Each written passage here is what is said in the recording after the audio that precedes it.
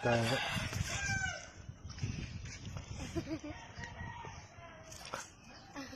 แก้วเลยจะถ่ายแล้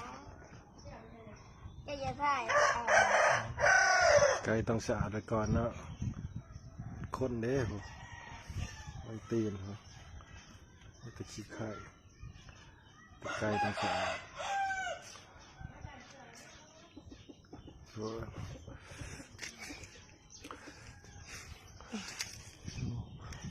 โห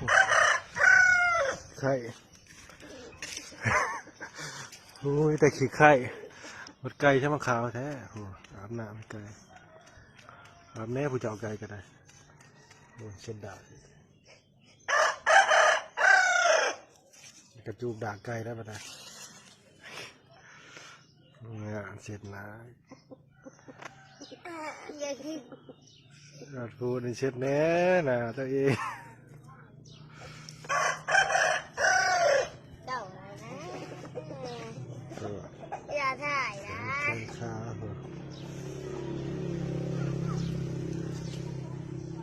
เยี่ยมนะดีใจพนะเยี่ยมพูดอายเพื่อน